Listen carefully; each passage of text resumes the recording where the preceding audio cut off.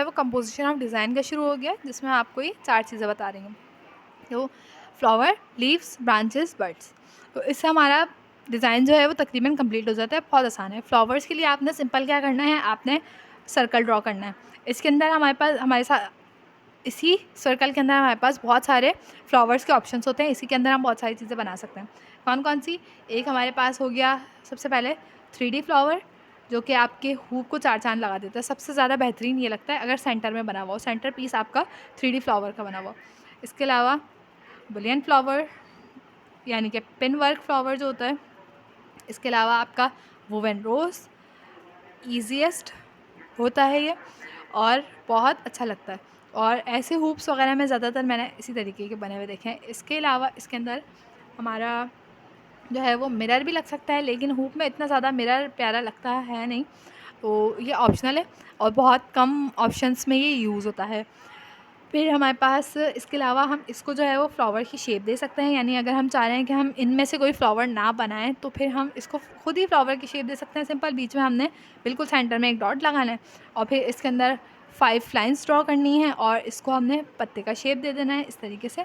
मतलब अगर आपने राउंड पत्तियाँ बनानी हैं तो आप राउंड बना लें। अगर आपको और दूसरा शेप देना है, यानी कि अगर आपको ये जो थोड़ा सा हार्ट शेप वाली पत्तियाँ होती हैं ये वाली बनानी है, आप ये वाली बना सकते हैं। इसके अलावा भी आप एक काम कर सकते हैं कि सर्कल के अंदर 5 लाइंस ड्रॉ करके इस तरीके से एक दूसरे के ऊपर ओवरलैप करके और इस तरीके का इर्रेगुलर शेप बनाकर भी एक फ्लावर बना सकते हैं। तो ये देखें, फ्लावर के लिए हमें क्या चाहिए, सिर्फ एक सर्कल।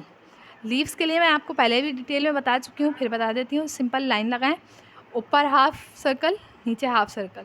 हाफ भी नहीं बल्कि ये सर्कल का अगर हम हाफ लेते हैं तो वो ऐसा होता है, इतना ज़्यादा उठा हुआ। आप इतना हिस्सा ले लें, यानी कि आप क्वार्टर ले लें हिस्सा, उसको अगर आप बनाएं इसके ऊपर और फिर उसको बाद में थोड़ा सा शेप दे दें तो आपका लीफ बन जाता है। बहुत आसान चीज़ है।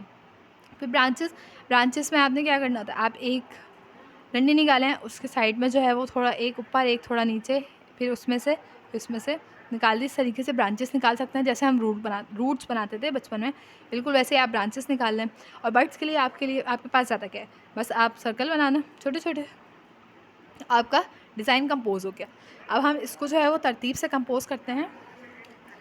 अब हमने जो है वो 8 इंच पे काम करना है, और क्योंकि 8 इंच के हमने अंदर वाला साइज़ बिल्कुल 8 इंच का ही साइज़ लिया है और सिमेट्री हमने बना ली है बिल्कुल सेंटर में। अब हमने समझ लें ऊपर की साइड पे है, किसी ने हमें बताया है कि ऊपर की साइड पे आपने बनाने हैं फ्लावर्स, नीचे जो है वो आपने ब्राइड और ग्रूम बनाने हैं, और यहाँ पर आपने बनाना है एक या आपने यहाँ पर जो है वो नेम लिखना है, और यहाँ आपने निकाह मुबारक लिख देना है, और नीचे जो है वो आपने इनकी डेट लिख देनी है, जो भी इनकी निकाह की डेट होगी। इस तरीके से आपको किसी ने आइडिया दे दिया, और आपने रफ सा ऐसे स्केच बना के पहले से रख लेना है।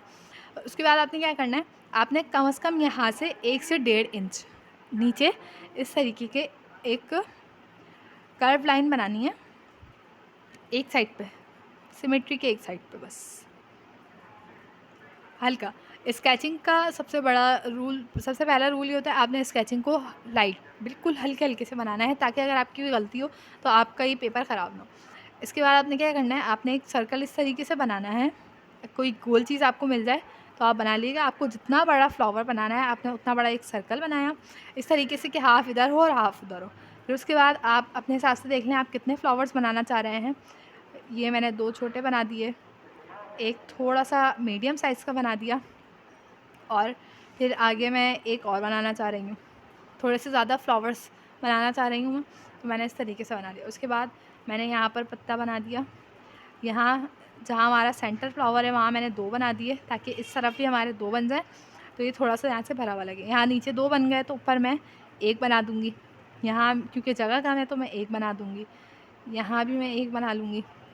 यहाँ ज़रूरी नहीं है अगर मैंने यहाँ बनाया तो ये बहुत करीब हो जाएगा, ये आपने खुद डिसाइड कर लेना है, इतना मसला नहीं। फिर आगे आपने क्या किया, आपने ब्रांचेस निकाल ली, इस तरीके से ब्रांचेस बना ली। अब आपने क्या करना है, अब आपको लग रहा है हाँ ये बेहतर लगेगा, और यहाँ पर हम छोटे छोटे से बर्ड्स वगैरह बर्ड्स निकाल देंगे तो भी अच्छा लगेगा। यहाँ पर आपने एक एक दो दो ब्रांचेस निकाल ली, ताकि यहाँ पर जब हम फ्रेंच नोट्स बनाएं तो इससे लुक बहुत प्यारा आता है।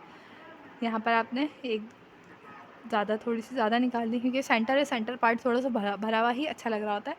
अब आपको लग रहा है हाँ ये हमारा काम जो है वो बहुत अच्छे से हो गया। अब आप इसको डार्क कर लेंगे, जो भी ज़रूरी चीज़ें थी वो सब मैंने डार्क कर ली है, अंदर वाली लाइन को मैंने डार्क नहीं किया। अब इससे क्या होगा, आपको दोबारा इस साइड नहीं बनाने पड़ेंगे, क्योंकि अगर हम दोबारा इस साइड बनाएंगे ना तो ये बिल्कुल इवन नहीं होगा। अब आप क्या करेंगे, ये बन गया, अब आप इसको इस तरीके से करेंगे। ये मेरा अपना तरीका है, मैं करती हूँ, थोड़ा सा गंदा गंदा लगता है लेकिन काम आपका जल्दी हो जाता है। अब आप क्या करेंगे, यहाँ पर डार्क मैंने इसलिए करवाया है कि जितने आपके पास जितनी नरम वाली पेंसिल होगी या चारकोल पेंसिल हो तो बेस्ट है। आप उससे जितना डार्क कर सकते हैं उतना डार्क करिएगा, इतना नहीं करना कि पेज फट जाए। फिर उसके बाद आपने इसको इस तरीके से करना है दूसरी साइड पे, और यहाँ पर अच्छी तरीके से आपने इसको इस तरीके से यहाँ पर कलर करना है। अब ये करने की वजह ये है कि जब आप यहाँ पर इस तरीके से इसको करेंगे, घिसेंगे, तो अब आपका यहाँ पर जो आपने बनाया हुआ था कि डार्क होने की वजह से यहाँ पर छपना शुरू हो जाएगा। देखिए यहाँ पर आपको हल्का हल्का नज़र आ रहा होगा, हल्का हल्का बन गया। अब आप इसको डार्क कर देंगे। जब आप इसको डार्क कर लेंगे यहाँ से इस तरीके से, फिर देखें आपका ऊपर वाला डिज़ाइन जो है वो तकरीबन बन के तैयार हो चुका है। सही, ये हमारा काम हो गया। अगर आपको लग रहा है यहाँ पर थोड़ा सा अनइवन है तो आप इसको यहाँ पर एक लाइन ड्रॉ करके और ही करना है। क्योंकि हमारे पेपर पे स्केच बन रहा है तो हमें इतना मसला नहीं है कि ख़राब हो जाएगा तो फिर हम दोबारा नहीं बना पाएंगे, हमारे पास एक ही दफ़ा ड्रॉ करने का ऑप्शन है। तो ये वाला काम आप इस तरीके से कर सकते हैं। अब यहाँ पर आप लेट सपोज उन्होंने कहा यहाँ पर आपने नाम लिखना है ब्राइड और ग्रूम का, तो फिर आप यहाँ पर नाम लिख सकते हैं। इस तरीके से भी लिख सकते हैं कि एक का नाम आपने यहाँ से ऐसे ऊपर लिखा, दूसरे का नाम यहाँ से इसी की तरफ से शुरू किया, जहाँ इसका ख़त्म हो रहा है उससे थोड़ा सा नीचे से आपने दूसरे बंदे का शुरू किया। या अगर नाम छोटे छोटे से तो फिर वो यहाँ पर भी आ जाएंगे। आपके पास यहाँ पर जगह ज़्यादा है तो आप इस हिस्से को भी नेम के लिए यूज़ कर सकते हैं, या विश के लिए भी यूज़ कर सकते हैं, या कोई मैसेज यहाँ पर कोई लिखवाना चाह रहा है आप उसके लिए भी इसको यूज़ कर सकते हैं। अब ये एरिया जो है आपका, ये वाला, यहाँ पर आपके बनेंगे ब्राइड एंड ग्रूम। बिल्कुल सेंटर में नहीं आने चाहिए सिमेट्री लाइन, इसी वजह से है काफ़ी सारे काम ये देगी। बिल्कुल सेंटर में आपके ब्राइड और ग्रूम नहीं होने चाहिए, और जितना गैप आपने यहाँ पर छोड़ा है इतना ही गैप आपने इस साइड पे छोड़ना है इस तरीके से। और फिर आपने नेम और विश और डेट वगैरह जो भी यहाँ पर बनाना है XYZ वो आप यहाँ पर लिख सकते हैं। लेट सपोज आपने यहाँ पर नाम लिखने हैं, अगर आपने नाम यहाँ लिख दिए हैं तो फिर ऑफ कोर्स यहाँ पर नाम की ज़रूरत नहीं पड़ेगी।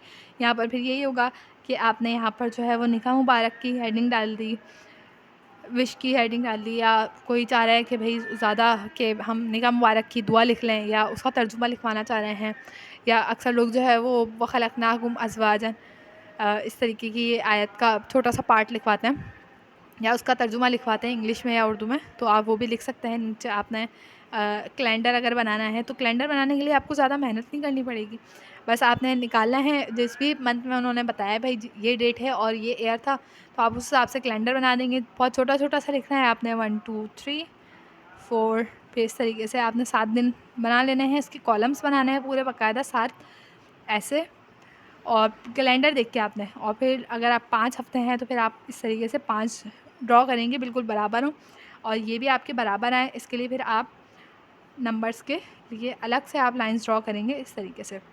मतलब जितना आप परफेक्शन होकर काम करेंगे आपका होप उतना ज़्यादा प्यारा लगेगा।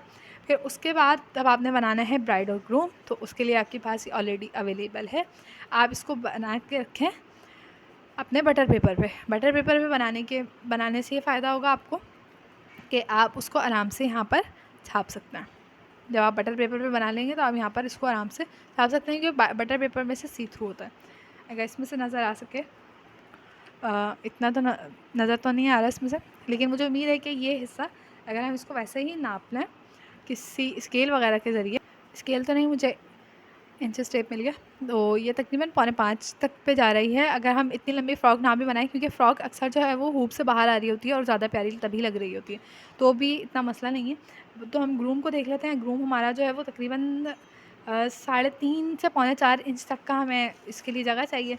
हम यहाँ से नाप लेंगे, हमें 3.5 तक भी अगर जगह मिल रही है तो इट्स ओके, वेल डन, हमें अच्छी खासी जगह मिल जाएगी। यहाँ पर हम आराम से ग्रूम को यहाँ पर ड्रॉ कर सकते हैं और उसके बराबर में ब्राइड को ड्रॉ करना है, और यहाँ पर हमारा काम हो जाएगा। तो कंपोजिशन आप लोगों को समझ में आ गई होगी। रीसाइजिंग में भी हमारा यही होगा कि अगर हमें ये वाला बनाना है और इसको बड़ा करना है तो उसमें हम क्या काम करेंगे, बस सिंपली हम ये हिस्सा बड़ा कर देंगे, इस चीज़ को बड़ा कर देंगे, और इसको थोड़ा सा बड़ा करने के लिए हम ये करेंगे, इनको थोड़ा सा ऊपर कर देंगे। देखें काफ़ी ऊपर बने हुए हैं। अगर हमारे पास जगह कम है तो हम इनको थोड़ा सा नीचे कर देंगे, हमारी जगह खुद ब खुद एडजस्ट हो जाएगी। तो ये हमारी कंपोजिशन, स्केचिंग और रीसाइजिंग, ये तीनों टॉपिक इस वीडियो में और इससे पिछले वाली वीडियो में पार्ट 1 और पार्ट 2 में कवर हो चुका है।